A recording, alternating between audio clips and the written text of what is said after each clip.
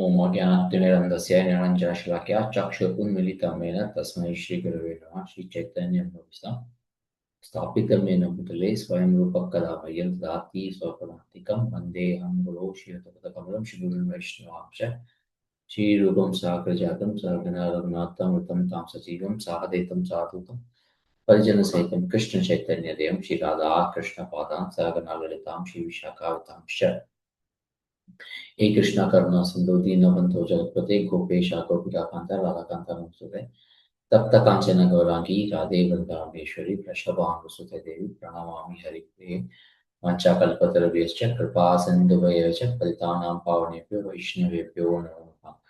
जय श्री कृष्ण चैतन्य प्रभु नित्यानंद श्री अद्वैत गदाधर शिवाचार्य गौरभक्तवृंद हरे Krishna Krishna Krishna Hare Hare Hare Ram Ram Ram Hare Hare Hare Krishna. Welcome to this discussion on Bhagavad Gita as it is. We are in now entering into chapter 6. Last week we've completed chapter 5. Chapter 5 ended with points on Ashtanga Yoga. Shloka number 5.27 and 5.28 talked about Ashtanga Yoga, and 5.29 introduced the topic on Bhakti Yoga. So now looking into chapter 6, Dhyana Yoga. Chapter title is Dhyana Yoga. There are principally five major groups, themes here. Sloka number 1 to 9 talk about Aruruksha to Aruda state. This part of the chapter talks about the process of advancement in yoga from Aruruksha to Aruda stage. Aruruksha means beginning and Aruda means advanced stage. If we imagine a ladder, Aruruksha means one who has begun to climb the yoga ladder, and Aruda is who is already situated in the ladder. So when we say Ratha Ruda, it refers to who is already situated in the Ratha, in the chariot. Lord Vishnu, when he travels in Garuda, he is referred as Garuda, one who is situated on Garuda.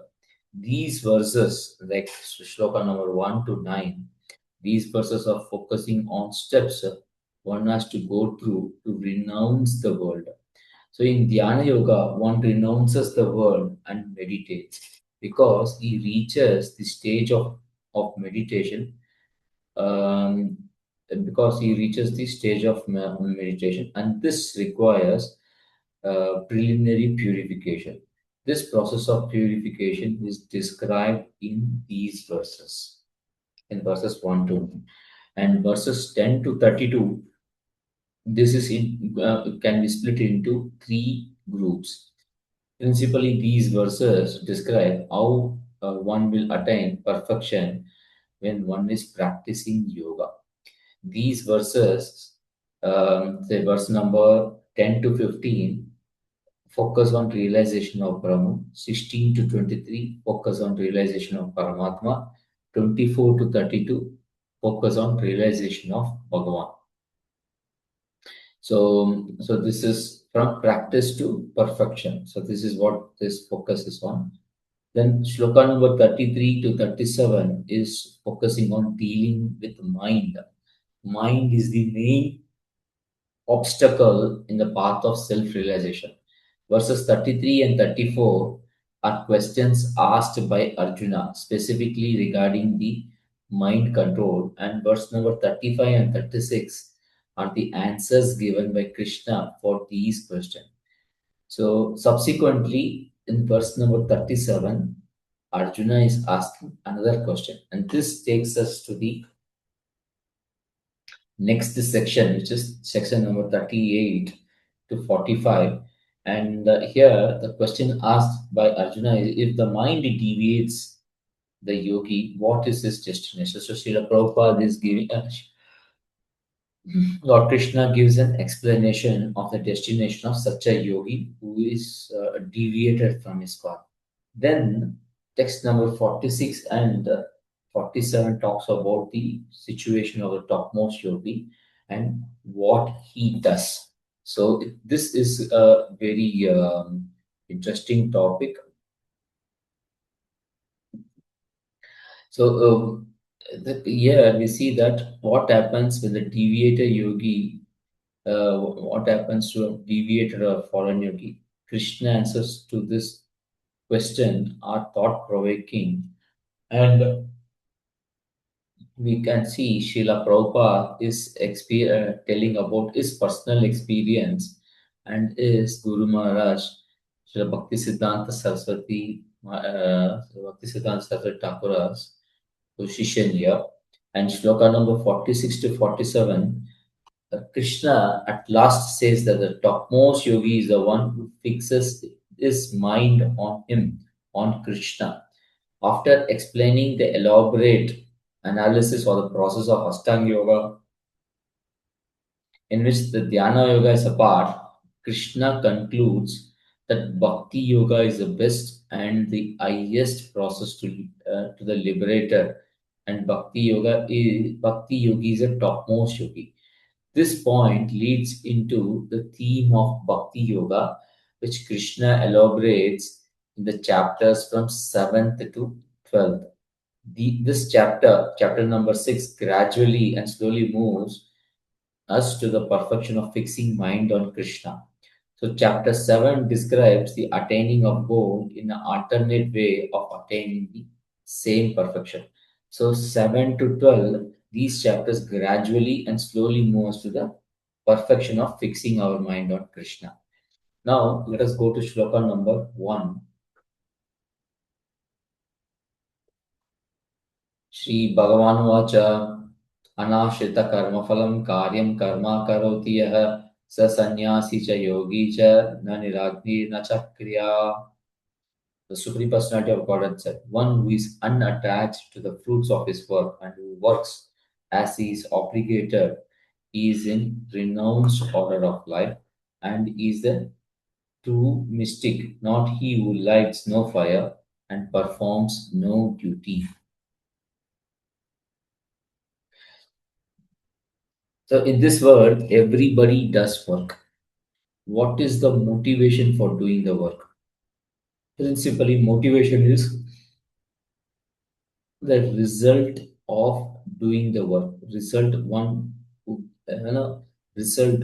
gets after doing the work is the motivation, and this motivation is called as fruit of the work.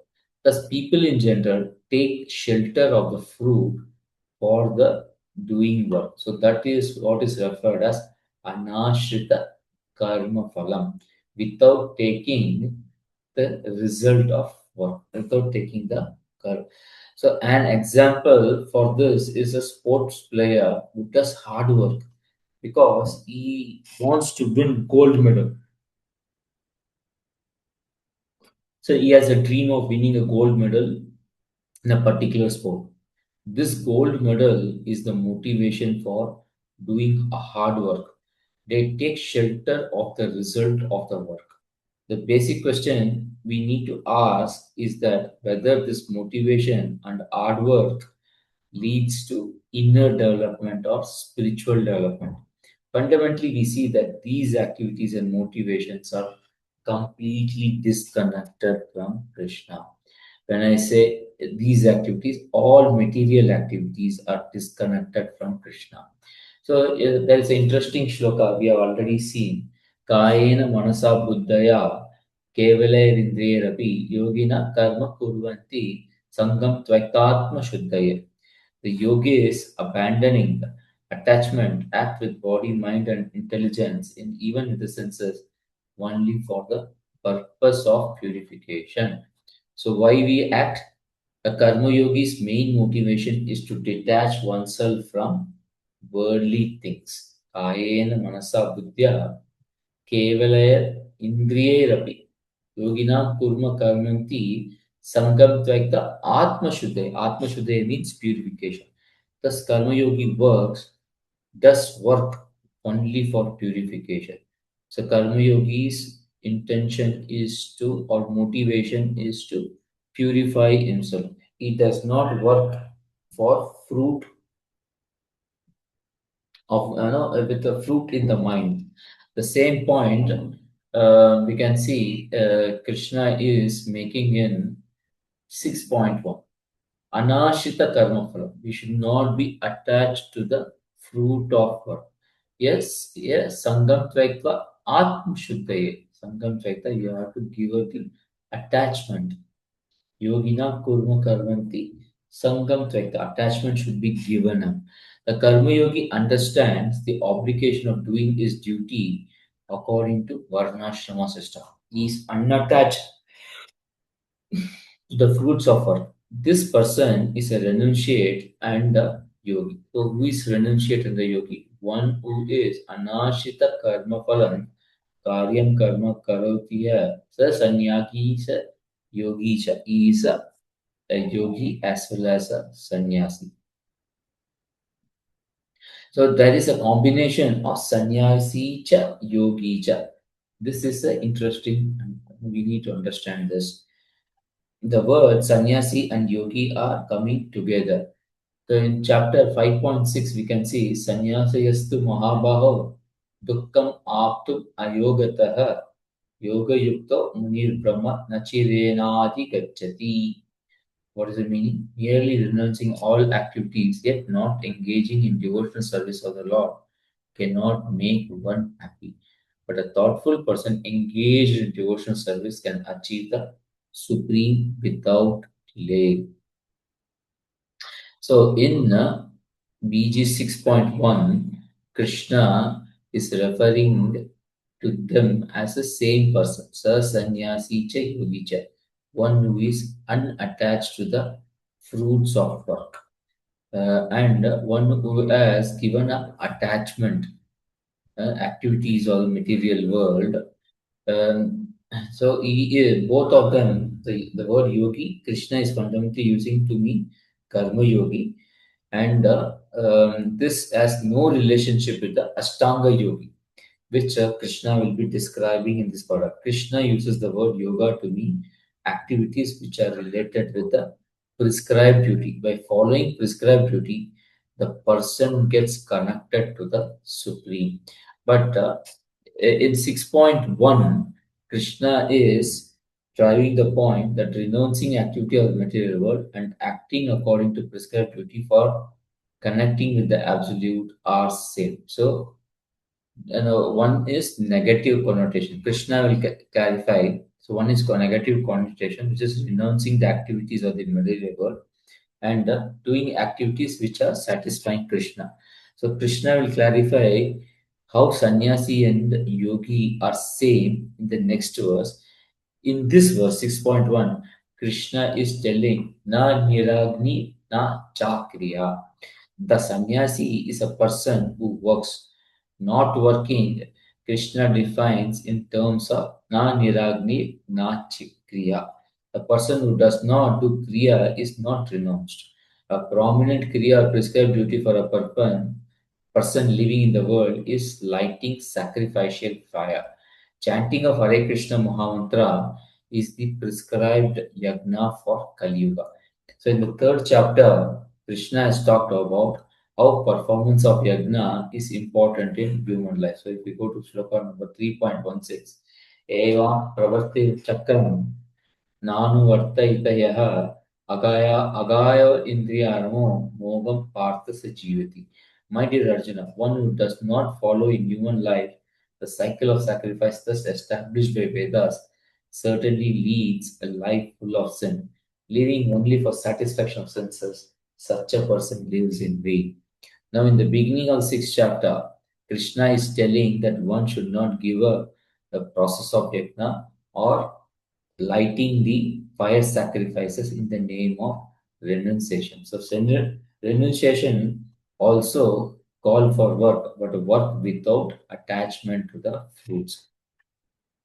So, if you see the first paragraph, Srila Prabhupada is giving the analogy of parts of the body working for satisfaction of the body.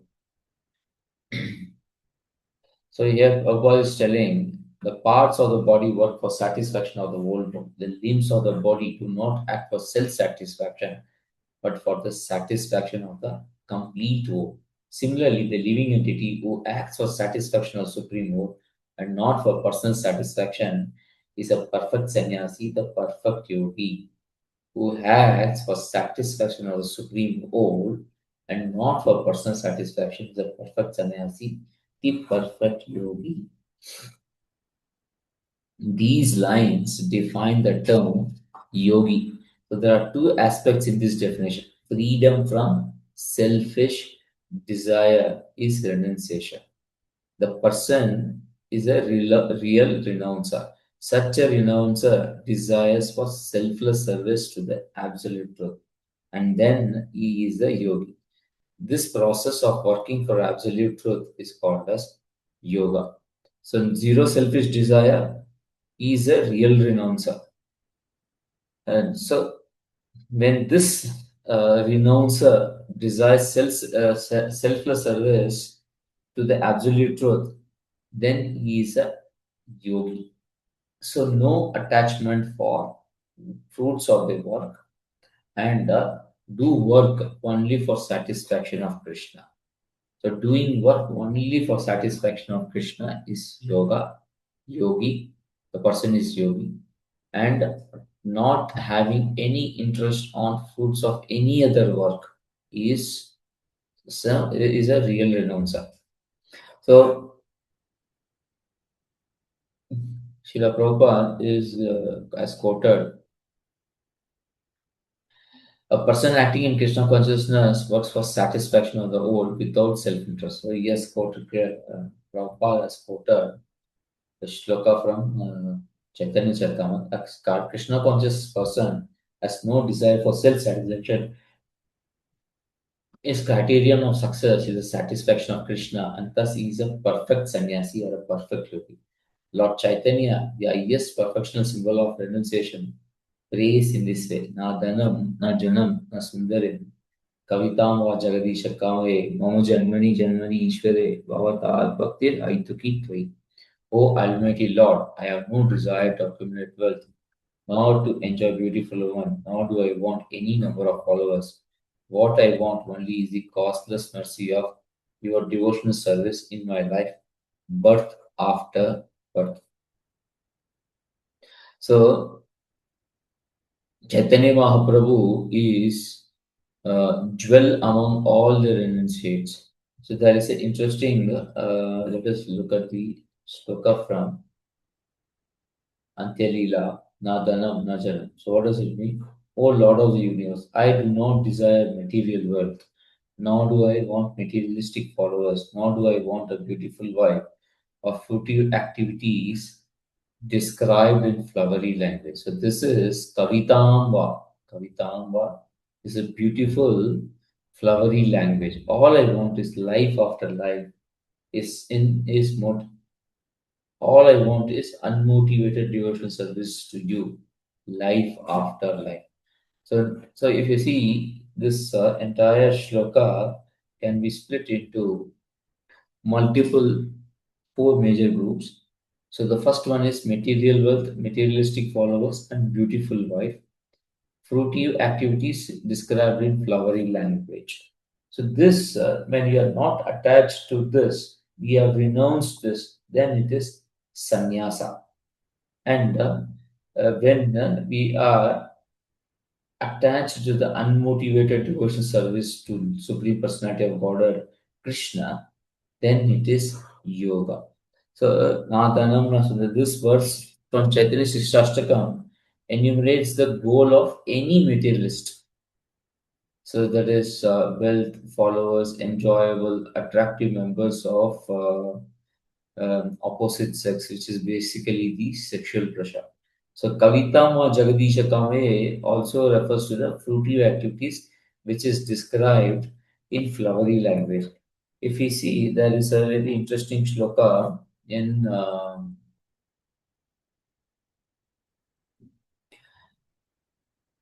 here, Yamimam Pushpitam 2.42 and 2.43. Yamimam Pushpitam Vacham. Pushpitam means flowery language. यामिमा पुष्पितं वाचं प्रवदन्ति अविपश्चितः वेदवाद रता पार्थ नान्य अस्तिति वादिनः. कामात्मना सर्वपरा जन्म कर्म फलप्रदां क्रिया विशेष बहुलां भोगैश्वर्य गतिं प्रति. Men of small fund of knowledge are very much attached to the flowery words of Vedas, which is similar to this one. Kavita, flowery language. Okay. Which recommends various fruity activities for elevation to higher heavenly planets, resultant good birth, power, and so forth. Being desires of sense gratification and opulent life, they say that there is nothing more than this. So, Kavitama Jagadisha Kamai. So, this is the desire for fruity results, not fruity work. O Lord of the Universe. So, one first part of this shloka is talking about sannyasa. The second part is talking about the unmotivated devotional service. Now, just dwell on this point, Kavitam, which is Pushpitam Vacham. Pushpitam Vacham, which is referred in 2.42 and 2.43, uh, which is recommended, which is nothing but recommended various fruitive activities for elevation. The sannyasa means get disconnected from the material world. You get disconnected for any activities which is leading to heavenly planet. Yoga means connect to the absolute truth. Thus, the first two lines of this verse talks about disconnection from the material world, and the last two lines talks about connection to the absolute truth. This is the core theme of the verse number 6.1. Let us go to the shloka.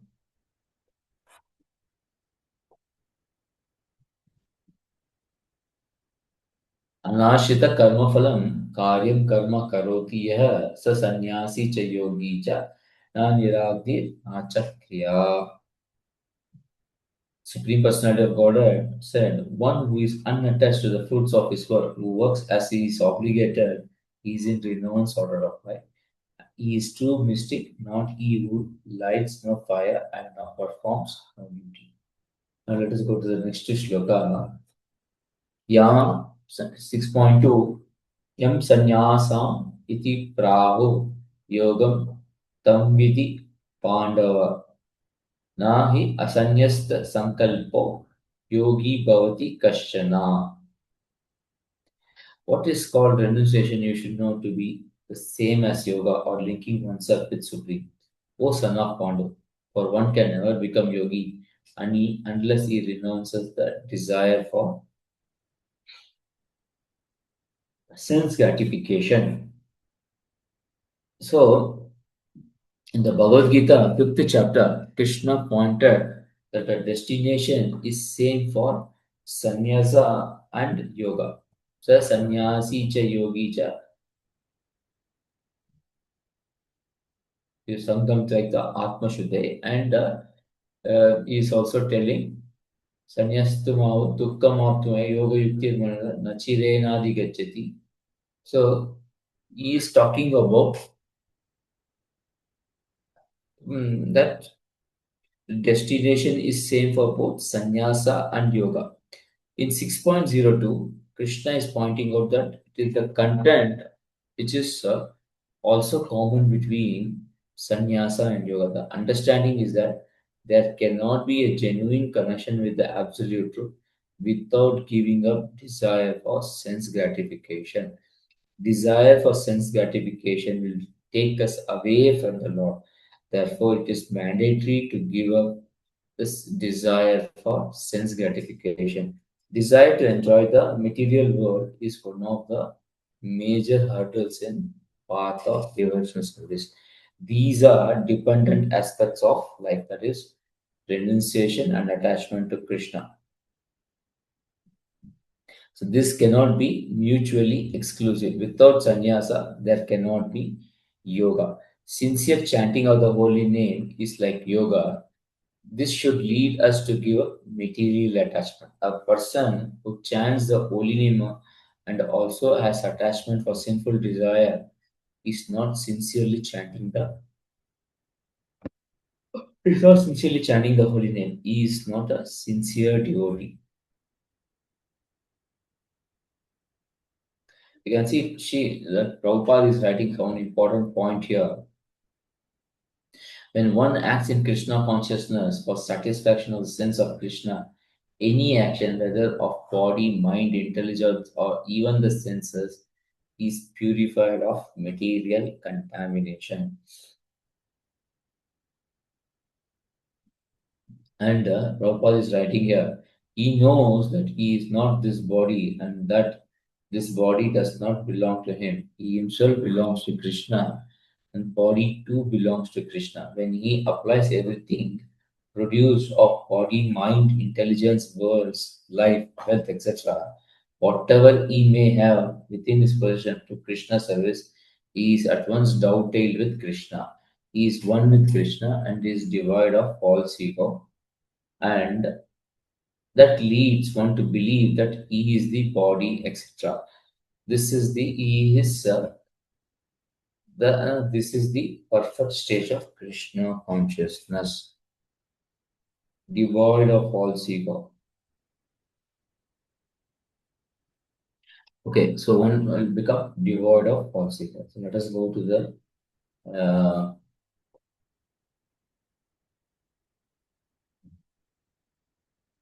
sorry, we need to refer to the last five lines here. The real aim is for living entity to give up all selfish satisfaction and to be prepared to satisfy the Supreme Lord. A Krishna conscious person has no desire for any kind of self enjoyment. He is always engaged for enjoyment of the Supreme. One who has no information of the Supreme must therefore be engaged in self satisfaction because no one can stand on the platform of inactivity. All purposes are perfectly served by practice of Krishna consciousness. So Krishna has no desire of any kind of sense enjoyment. And that is also one important point that we need to. Real sannyasa yoga or bhakti means that one should know his constitutional position as a living entity and act accordingly. So we should work only for satisfaction of Krishna, not for any material desire. So that is one most important thing that we should do. Let us go to the next shloka. Arurukshor munir yogam karma karanam uchyate yogarudasya tasyeva sama karanam uchyate. For one who is a neophyte in the eightfold yoga system, work is said to be the means, and for one who is elevated, already elevated in your cessation of all material activities is said to be the means. So this verse is talking about some technical terms. These technical terms are to be defined and understood for further discussion on this topic. Krishna is giving a structure. In this structure, there is a neophyte stage and there is an advanced stage. Sannyasa is important and that is an advanced stage. Initially, we should work with no attachment to the fruits of the work. So, if you see the Ashtanga Yoga system,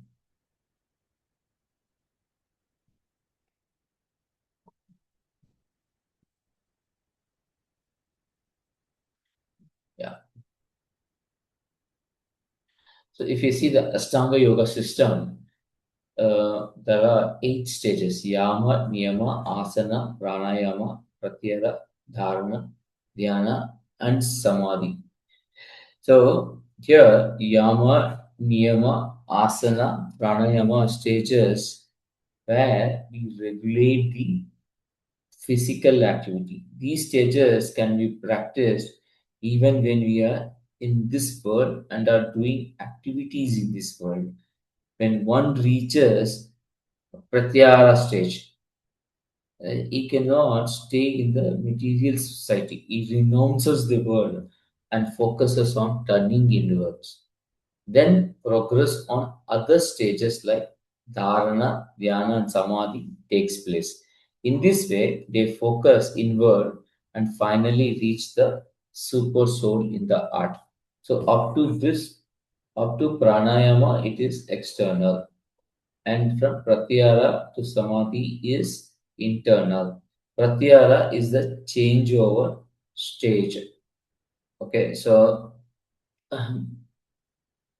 there the person moves from society to maybe outside the society. Now, these four stages, yama, niyama, asana, and pranayama, can be practiced even when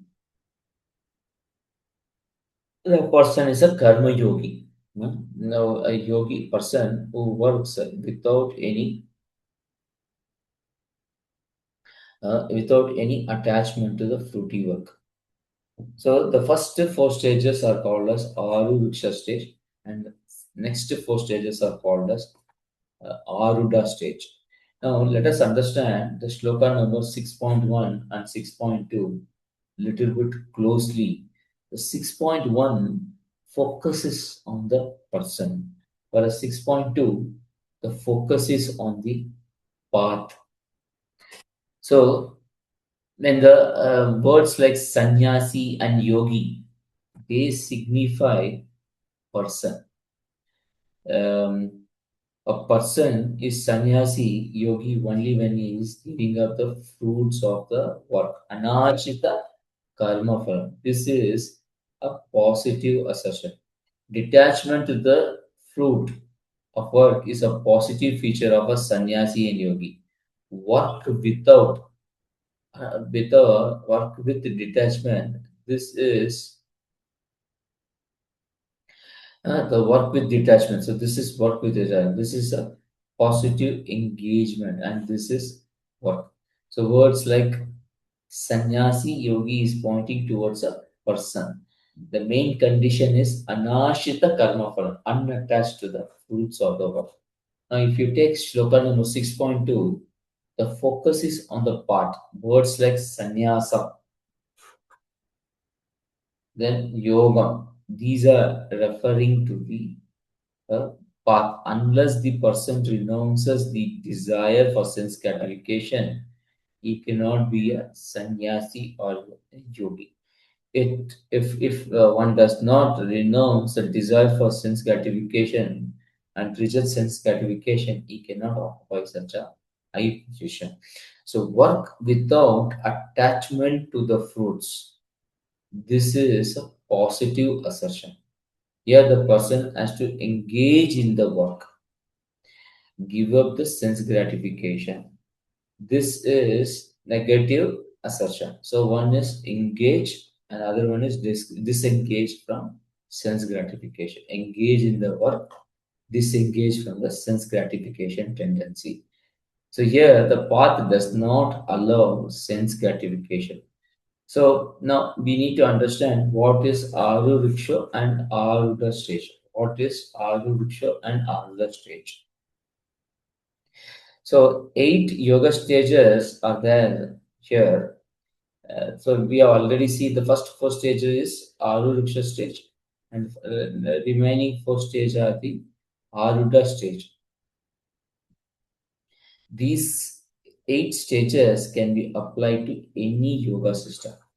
For example, Yama and Niyama are do's and don'ts, individual or collective regulation, or individual or social discipline.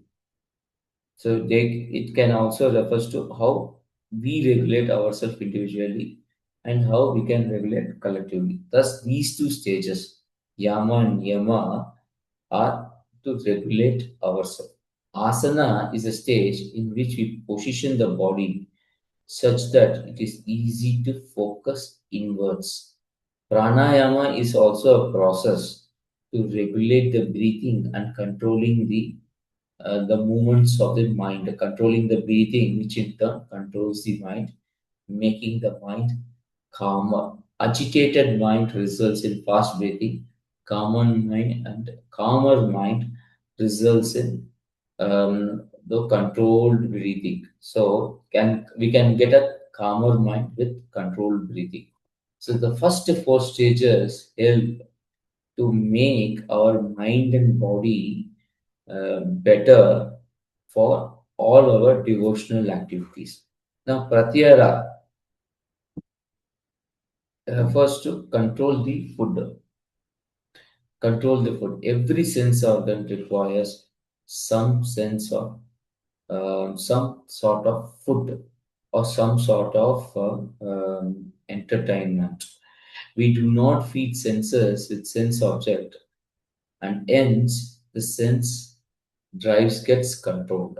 When we starve the senses from sense gratification, we starve the senses. So that is pratyahara stage. Usually a yogi moves to a forest where there is no sense gratification available.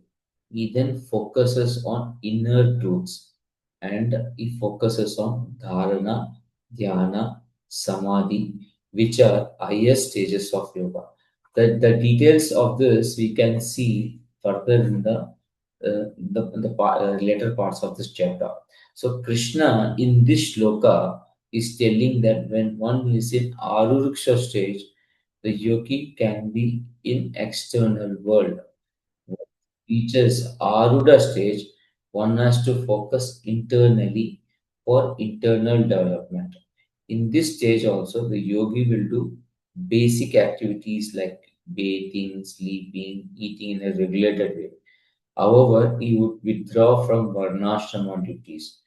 Brahmana's business is typically Patana, Patana, Yajana, Yajana, Dhana, and Pratigraha. Our Brahmana may not do these duty. He wouldn't act with the external world so much. His focus is more on renouncing the world more. And he would mostly connect with the absolute truth. So in this stage, the main focus is connection to the absolute truth. You will be doing some basic duties, but that is to keep the body together, not to interact with the society.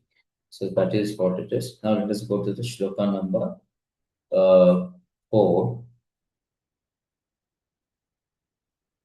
यदा हिनेन्द्रियर्थेषु न कर्मसु अनुसज्जते सर्वसङ्कल्पसन्न्यासी योगारूढस्तदोच्यते. A person is said to be elevated in yoga when having renounced all material desires.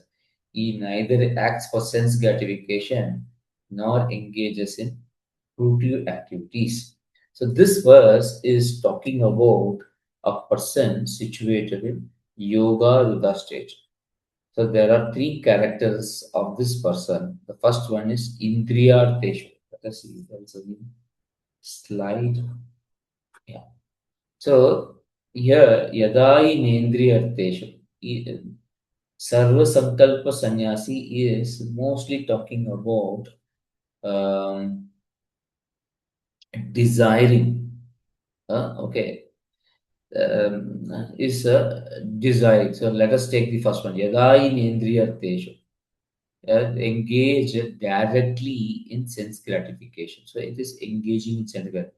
The second one is na karmasva anusajjate. Engage in fruitive activities which lead to sense gratification. It does not act for both of these aspects. One is engage in sense gratification, and the second one is engage in fruitive activities which leads to sense gratification. And the third one is renounce all material desires.